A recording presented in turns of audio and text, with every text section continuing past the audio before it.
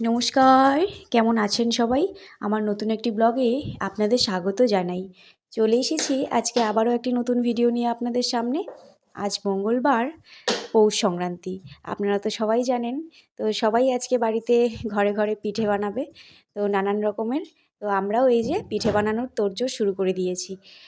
তো নারকেল কুড়তে এই যে বসে পড়েছি। তো নারকেলটাকে ভালো করে কুড়ে নেব। তো নারকেলের পিঠে হবে, তারপর সবজির পিঠে হবে, আর এই কটাই পিঠে বানাবো, যে কয়েকটা পারি। তো মেয়ের বাবা এই যে সবজির পিঠেটা বানাচ্ছে। তো ও বেশ সুন্দর করে পিঠেটা বানায়। আমার না গোল রাউন্ড করে পিঠেটা ভালো সুন্দর হয় না। তো এই যে নারকেলটা এখন ভেজে নিচ্ছি।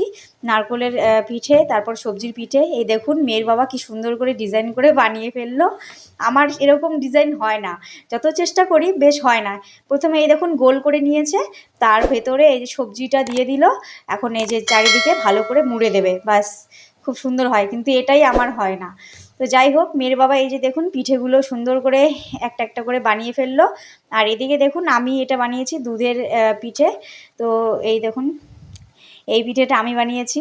তো এগুলো সিম্পল, তাই এগুলো বানাতে পারি। আর দুধের পিঠেটা হয়ে গেলে এই যে এই সবজি পিঠে, তারপর নারকেলের পিঠেগুলো এখন এই যে গরম তেলে এই যে ছেড়ে দিচ্ছি। তো এগুলো ভেজে নেব। তো ফাইনালি আমাদের পিঠে ভাজা হয়ে গেল। তো পিঠে নিয়ে বসে পড়েছি।